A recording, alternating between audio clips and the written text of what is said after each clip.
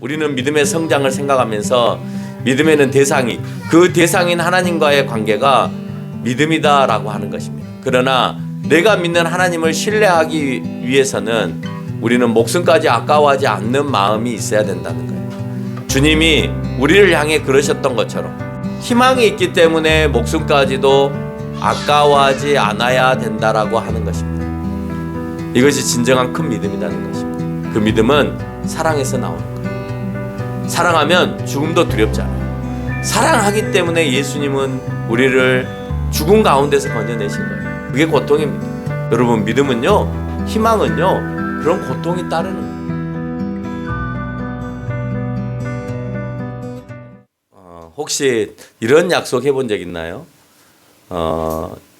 여자친구와 헤어지면서 나중에 우리 성공해서 몇 월 며칠 날, 또는 내가 군대 제대해서 몇 월 며칠 날 그곳에서 기다리자. 오래 못 만나면 그 다음에 몇 월 며칠 날 꼭 그곳에서 기다려서 만나자. 너무 꼰대 같은 약속인가요? 그런 소설과 같은 약속을 여러분 혹시 해본 적이 있으신가 하는 겁니다. 여러분 스스로 약속을 하신 적이 있는가도 한번 생각해 보세요. 뭐 이건 상대방하고의 약속인데 여러분 스스로 약속을 해본 적이 있는지. 얼마 전에 둘째가 연습장이 필요하다고 그래서 여기에 있는 모든 이제 책꽂이와 저희 집에 있는 책꽂이를 이렇게 싹 더듬어 봤습니다. 과거에 제가 이제 종이가 갱지가 남으면 그 갱지를 이 주보를 하러 갈 때 거기에 제본을 해주니까 제본을 해놨던 노트가 생각이 나는 거예요. 그래서 이제 그 노트를 한번 찾아보려고 이렇게 찾는데 있는 거예요. 30년 전에 그 노트를 딱 찾았는데 그 앞에 한 2장쯤 뭐가 적혀 있냐면 30년 전에 내가 대학을 졸업하고 석사와 박사 과정을 어디에서 어떻게 할 것인가. 만약에 여기 이 학교를 못 가면 어느 학교로 갈 거냐. 이렇게 마인드맵처럼 노트를 그려놓은 것이 있었습니다. 그걸 큰애가 옆에서 봤습니다. 보고는 아빠 그거 몇 년 전에 적어놓은 거야? 라고 묻는 거예요. 그래서 제가 대학교 졸업할 때쯤 적어놓은 것 같다라고 얘기를 했습니다.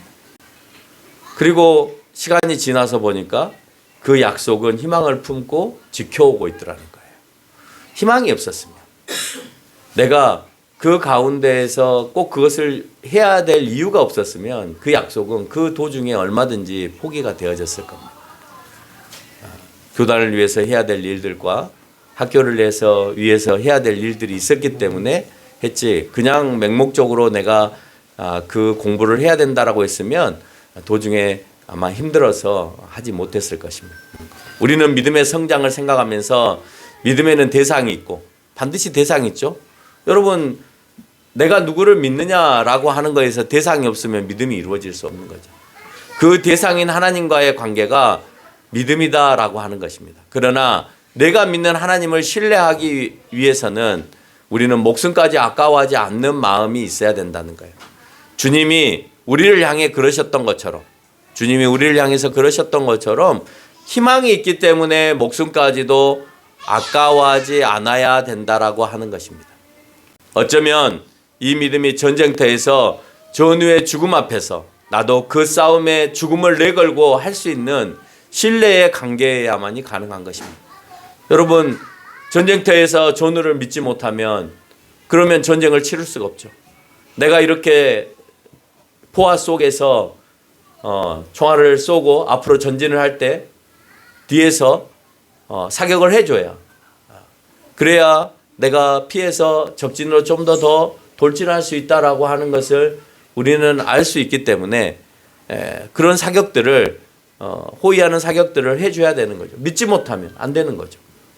하나님과의 관계를 깨트리려는 사탄 앞에서 그들이 죽음의 공포까지도 내몬다 하여도 내가 믿음으로 마음 잡기를 통해서 흔들리지 않을 수 있느냐. 여러분, 항상 믿어왔던 그 믿음을 흔들리지 않을 수 있느냐. 자녀를 키워보니까 그래요. 그 자녀에 대한 신뢰는 죽을 때까지 이루어지는 것 같아요.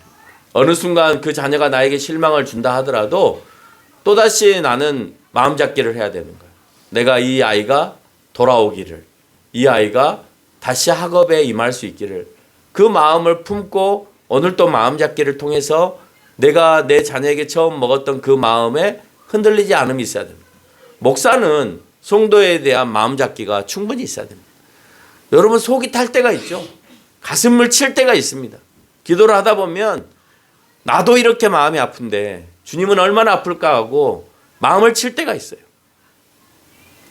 여러분 우리 같이 신앙생활을 하면서 많은 사람들을 우리가 경험했잖아요. 10년이 지나도 신앙이 안 자라는 사람이 있어요. 절대 성장하지 않아요. 그렇게 보호하고 가르치고 인도하고 하는데도 성장이 안 되는 성도가 있는가 하면 어떤 성도는 1년도 채 안 됐는데 성장이 되는 성도들도 있어요. 여러분 그렇게 오랜 시간 동안 성장이 안 될 때 내가 그럼 포기해야 되느냐 이 말이에요. 아니잖아요. 또다시 주님이 우리를 포기하지 않으신 것처럼 또다시 내 마음을 받잡고 그 성도가 돌아오기만을 나는 인내하고 참고 기다리는 거예요. 그리고 그 사람들을 올 때마다 기쁨으로 맞이하는 거예요. 여러분 속이 좋아서 그러는 것이 아니라 주님이 그렇게 하라 해서 그냥 하는 겁니다. 여러분 속 나쁜 걸로 생각하면 이미 다 그냥 나버려요. 세상에서 여러분 조금만 빈정상해도 내가 그 사람 안 보는 경우 많잖아요. 근데 교회는 그게 안 돼요. 아무리 그 사람하고 사이가 안 좋고 마음이 안 좋고 정말 저렇게 안 했으면 좋겠고 하는데도 불구하고 그게 2번 되고 3번 되고 4번 되고 반복을 해도 목사와 성도는 신앙이 있는 이미 선배된 여러분들은 마음 잡기를 하고 그들이 오면 또 맞이해주고 또 우리가 보호해주고 또 감싸 안아주고 한단 말이에요. 이것이 진정한 큰 믿음이라는 것입니다. 그 믿음은 사랑에서 나오는 거예요. 사랑하면 죽음도 두렵지 않아요. 사랑하기 때문에 예수님은 우리를 죽음 가운데서 건져내신 거예요. 그 사랑을 배우라는 거예요. 그리스도의 사랑을 배우라는 겁니다. 그러면 그 사랑을 배우면 우리도 그리스도를 위하여서 죽음까지도 두려움이 없어야 되는 것이 맞는 거죠. 그게 고통입니다. 여러분 믿음은요, 희망은요, 그런 고통이 따르는 거예요. 우리가 세상에서도 그 믿음과 그 믿음을 향하여서 가는 그 희망 가운데 고통이 따르는 것처럼 예수님을 믿고 저 천국으로 가는 그 길 가운데에는 수많은 유혹들이 아직도 존재하고 있기 때문에 그 유혹들을 이겨내야 되는 그 고통들을 우리가 그 희망을 바라보면서 제거하고 없애는 작업들이 이루어져야 된다. 그래서 그 믿음을 이제 세상 안에서는 표현해야 되잖아요.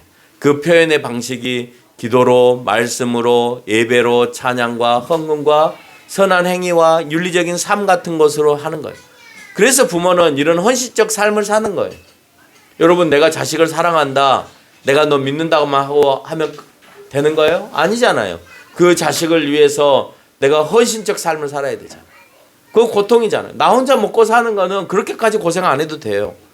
그런데 내 자식들을 위해서 그렇게 살아야 된다고 할 때는 그 안에는 고통과 헌신이 따라가야 되는 거예요. 내가 아파도 일자리에 가야 하는 거예요.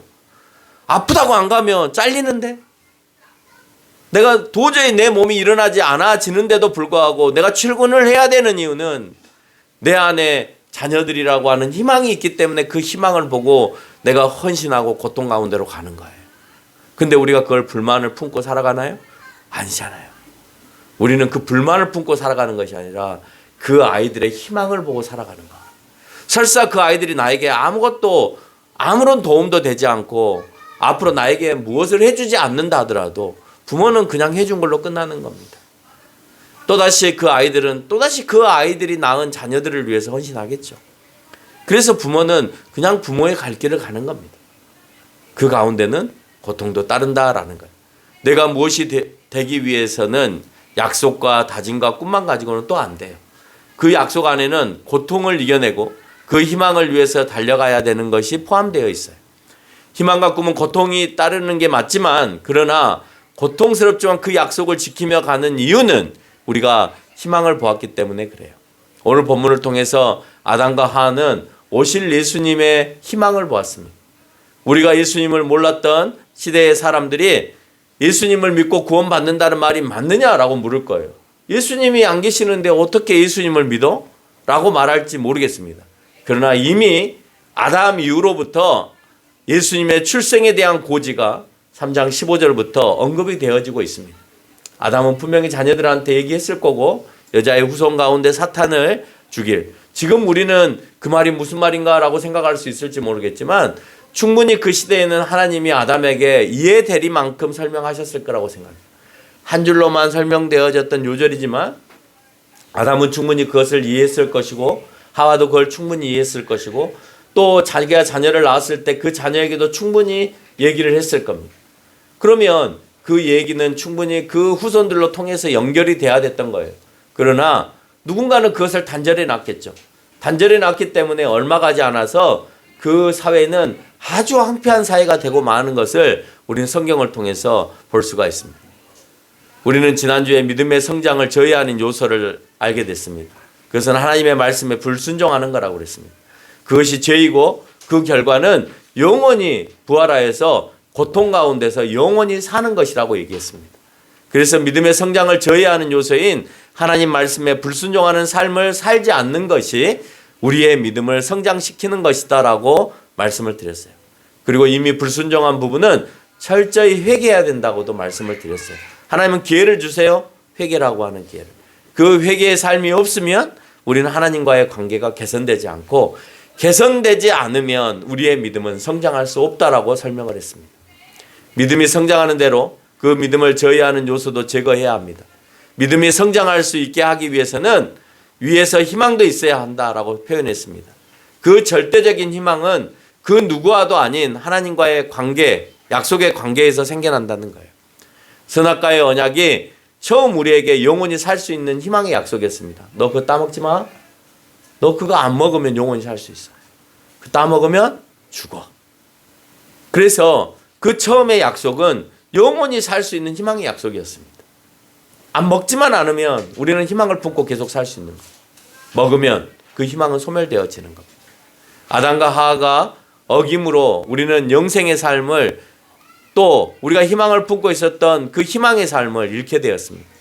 그렇지만 놓쳐버린 약속으로 끝나는 것이 아니라 성경은 다시 두 번째 우리에게 희망의 약속을 하십니다. 그것이 오늘 본문 읽었던 창세기 3장 15절의 말씀입니다. 3장 15절의 말씀을 보면 내가 너로 여자와 원수가 되게 하고 내 후손도 여자의 후손과 원수가 되게 하리니 여자의 후손은 내 머리를 상하게 할 것이요 너는 그의 발꿈치를 상하게 할 것이다 그랬습니다. 둘 다 상하게 하는데 여자의 후손은 사탄의 머리를 밟아서 죽이는 거예요. 여러분 뱀은 꼬리를 밟으면 안 죽습니다. 꼬리 떼고 도망가요. 꼬리가 잘려도 살아요. 금방 재생 능력이 가장 강한 생명체가 이 뱀입니다. 파충류들입니다. 파충류들은 다른 생명에 비해서 재생 능력이 굉장히 탁월해요. 그래서 뭔가 하나 잘려도 금방 다시 재생이 되어지는 그런 습성을 가지고 있습니다. 그래서 머리를 깨트립니다. 머리를 깨트리면 어떤 파충류라 하더라도 그냥 그것으로 끝나는 것이죠. 그래서 목을 잡고 그 목을 상하게 하는 일을 하게 됩니다. 발꿈치 상하는 것은 온전히 죽는 건 아니죠. 발꿈치는 아프게 하고 다치게 하는 용도로만 사용되어지지 목숨과는 상관이 없습니다. 이 말씀은 14절을 보면 하나님께서 뱀에게 하신 말씀입니다. 아담에게 해당되는 말씀이고 우리에게 해당되는 말씀이기도 합니다. 우리에게 사탄을 멸망시킬 여자의 후손을 보내주시겠다라고 하시는 그 말씀, 그 약속은 우리의 믿음을 성장하게 합니다. 예수 그리스도를 이 땅에 보내주셨구나.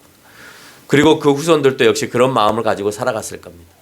요한일서 3장 8절을 보면 이 약속을 분명하게 하기 위해서 이렇게 말씀합니다. 하나님의 아들이 나타나신 것은 마귀의 일을 멸하려 하십니다. 예수님이 나타나신 것은 마귀의 일을 멸하게 하신다라고 창세기 15장에서 3장 15장에서 얘기했던 것을 다시 한번 요한은 언급을 하고 있습니다.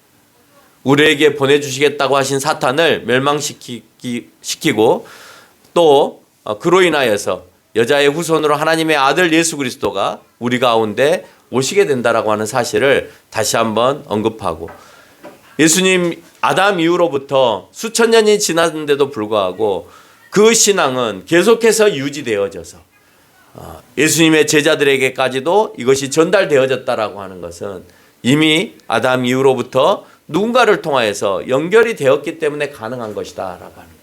예수님은 이미 아담부터 이미 선포되어졌던 분이고 예수님의 제자들, 예수님 다 마찬가지로 그것을 알고 있었고 그렇게 선포하고 있는 것을 우리는 알 수 있어요. 아담 이후부터 우리의 믿음은 하나님께서 두 번째로 약속하신 오실 예수님에 대한 기다림의 신앙이었습니다. 그가 출생하기까지 계속해서 그들은 하나님과의 관계를 철저히 유지하면서 항상 의롭게 그의 소리를 들으면서 살아가야 했던 거예요. 그러나 그 소리를 안 들으려고 했고, 들리지 않는 것은 죄 때문에 내 마음이 영적인 상태가 가리워져서 들을 수가 없는 거예요. 거룩이 손상되어지면 하나님과의 관계가 단절이 되어집니다. 그 뜨거움이, 하나님과의 관계의 뜨거움이 연결되어지지 않아요. 여러분, 하나님과의 관계가 전혀 이루어지지 않는다. 나는 하나님에 대해서 전혀 아무런 느낌을 가지고 있지 않다라고 하는 것은 내 안에 믿음이 없다는 말이고, 또 내가 하나님을 믿는 것 같은데도 불구하고 내 마음 가운데 정결의 작업들이 이루어지지 않았다. 하나님과의 그 관계의 벽이 형성이 되어져서 그 막힌담으로 인해서 하나님과 내가 대화하는 그런 관계가 되지 못하고 있다라고 하는 것입니다. 성경은 사람들이 그 약속을 기억하며 그렇게 살아가고 있느냐를 보여줍니다. 자, 봐. 아벨은 그렇게 사는데 가인은 그렇게 못 살지. 에녹을 보면 300년 동안 세상과 담쌓고 하나님과 동행하면서 살아. 그리고 그 후손 가운데서 그런 인물들이 또 나오게 해. 창세기 6장 3절을 보면 하나님의 영이 영원히 사람과 함께 할 수 없는 육신의 사람들, 6장 5절에서 그 세상에 죄악이 가득하였다라고 표현하고 있고, 그 가운데 하나님과의 관계를 깨트리지 않고 하나님의 약속을 기다리는 인물 노아를 찾아내게 하시는 것을 볼 수가 있어요. 성경을 잘 봐. 내가 그렇게 약속을 했는데 그 약속을 지켜가는 사람이 누구이고 그 약속들을 지켜가지 않는 사람들은 누구인지 잘 봐. 너희는 누구의 후손이야? 라고 지금 설명하고 있는 거예요.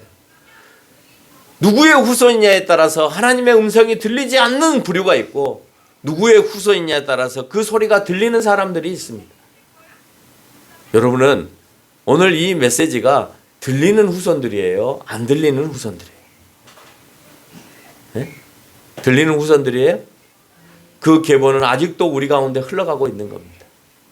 수천 년이 지난, 예수님 이후부터 수천 년이 지난 지금도 그 약속을 부여잡고 가는 가족의 후손인지, 아니면 전혀 들리지 않는 세상에 타락하고 정말 그 영이, 하나님의 영이 그곳에서 떠난 사람들의 그런 계보 가운데 있는 건지. 어쩌면 우리는 이곳에 함께 모여서 예배를 드리고 있기 때문에 우리는 하나님의 그 약속을 이행해가는 후손일 가능성이 더 매우 높죠.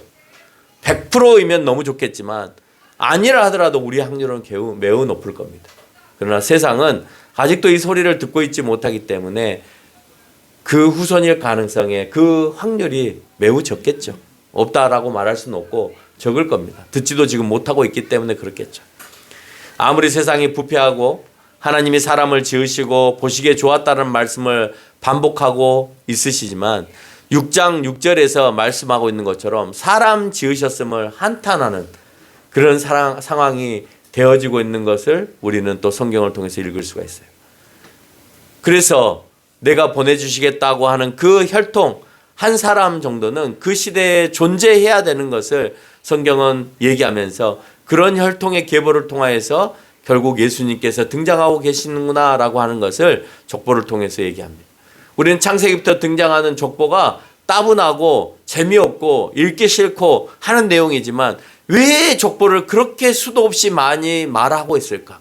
왜 계속해서 아담에서부터 연결하여서 그래서 네가 지금까지 나오게 되었음을 언급할까? 마태복음과 누가복음에서 다시 예수님이 출생할 때도 저 아담에서부터 이끌어와서 그래서 그 예수가 출생하였다는 얘기를 왜 할까? 그 혈통 가운데 존재하고 내가 그 약속을 이행하고 계심에 대하여서 설명하기 위함이라는 거예요. 이 노아를 통해서 계속해서 그 약속을 말씀하시면서 언제 나타나 보이실지 모르는 그 예수님, 그 예수님을 그 가계를 통해서 계속해서 연결하셨다는 거예요. 그렇게 의로운 혈통의 가문은 하나님과의 약속을 붙잡고 그 희망을 위해 의롭게 살아가는 것입니다. 그러나 그들을 예수 그리스도를 그들은 보지 못하였다는 것도 우리가 한번 생각해 봐야 돼요. 기대하였지만 못 볼 수 있어요. 아브라함이 정말 사막의 모래와 같이 하늘의 별과 같이 민족을 보았나요? 그러나 약속을 받았잖아요. 그 약속을 받았을 때 그 한 명의 아들을 줌으로 인하여서 이 아들이 어떻게 바다의 모래와 같이 하늘의 별과 같은 그 민족을 이룰 거라고 생각하겠어요. 그 한 명을 통해서 보는 거예요. 아, 이제 나에게 한 명이 생겼어. 이 한 명은 정말 하나님께서 원하시는 그런 민족으로 이루어 가실 것이다.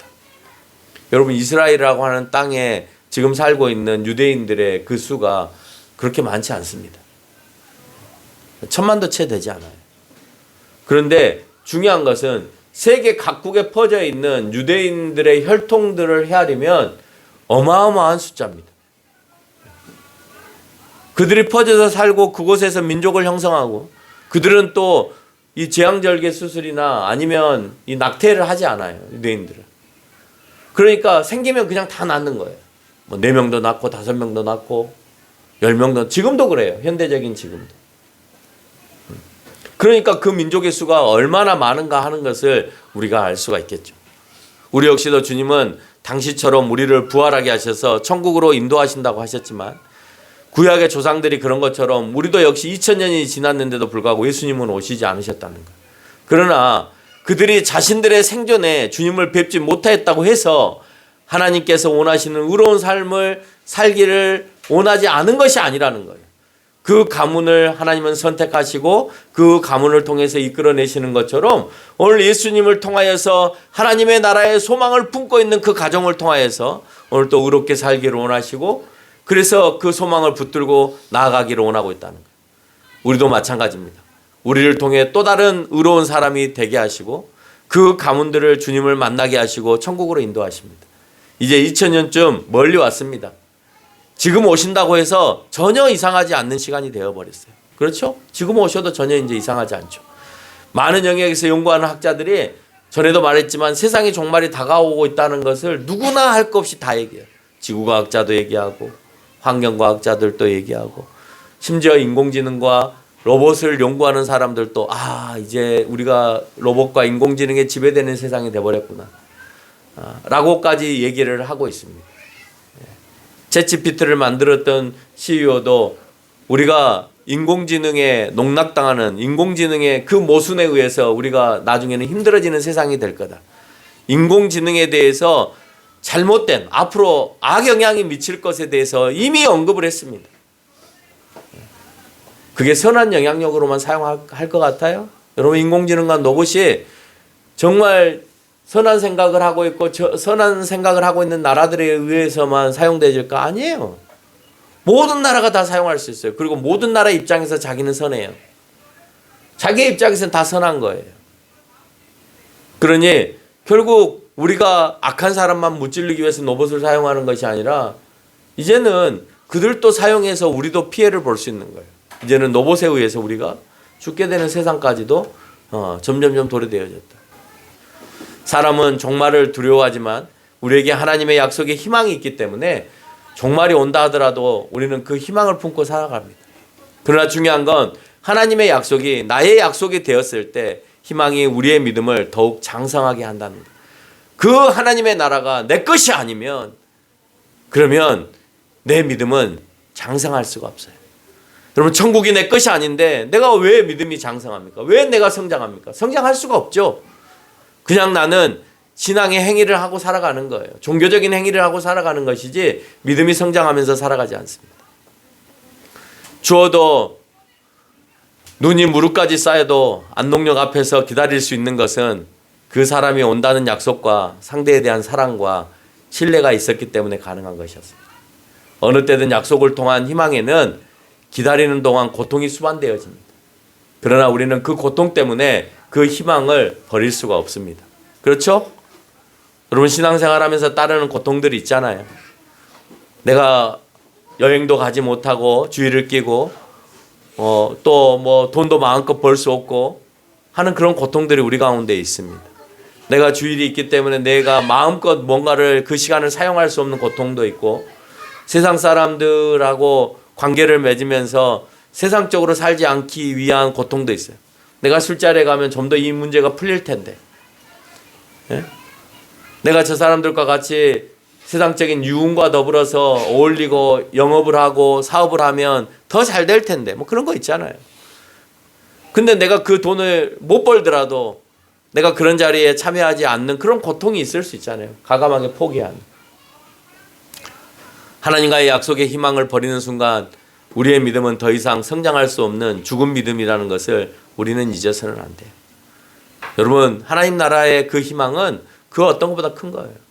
여러분, 우리가 자녀들이 커서 뭐가 될지 어찌 알아요? 근데 우리는 거기에 희망을 걸잖아요. 뭐가 안 돼도 우리는 희망을 갖잖아요. 그 녀석들이 시시각각 성장하면서 나에게 주는 고통과 아픔이 있어도 참잖아요. 얼마나 많이 대거리를 하면서 살아요.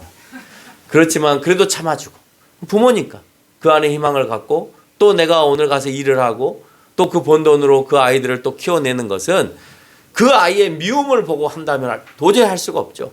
그 아이의 희망을 보고 오늘 또 내가 그 고통에 살아가는 것처럼, 오늘 내가 신앙의 하나님의 나라를 보고 살아가는 것도 하나님께서 나를 그렇게 사랑하셔서 예수 그리스도를 이 땅에 보내주신 그 사랑을 우리가 알기 때문에 오늘 또 주님을 위해서 살아가는 그 고통들이 우리 가운데 있지만 이겨내고 살아갈 수 있는 것입니다. 과거 우리 장인어른은 어린 아이들을 남겨놓고, 아내도 남겨놓고, 또 아내 역시도 고향에서 떠나서 서울로 이제 막 올라온 그런 세댁이었습니다. 그런데 그 세댁을 두고 사우디로 가셨어요. 아이와 세댁을 놓고. 여러분, 50%가요 그때부터 사우디로 간 남편 때문에 다 바람 피웠습니다. 다 시장바구리 들고 카바레 가가지고 춤추고 돌아오고, 눈 맞아서 결국 남편이 벌어다 준 돈 가지고 도망가고 애들은 그냥 놔둬서 애들은 고아원에 가 있고, 뭐 이런 영화가 많이 있었잖아요. 그렇죠? 네.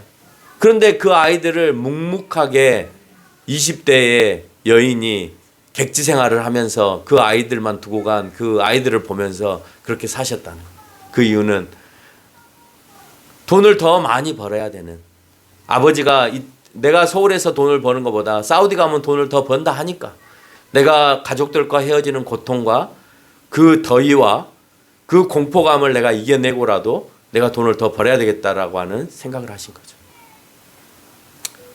그 생활을 하면서 아내와 아이들은 아버지가 돌아올 날을 손꼽아 기다렸겠죠. 남편은 돌아갈 날을 기다리면서 열심히 일하셨겠죠. 그렇게 무사히 돌아왔습니다. 서로의 약속을 믿었기 때문에 그게 가능한 거였습니다. 얼마나 큰 고통이었겠습니까?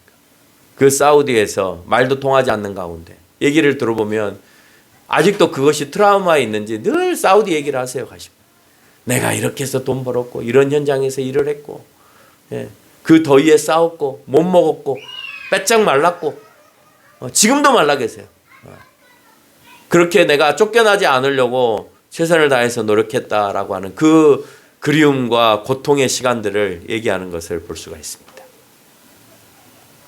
여러분, 희망이 있었기 때문에 그렇죠. 돌아가서 만날 가족에 대한 희망. 그렇죠?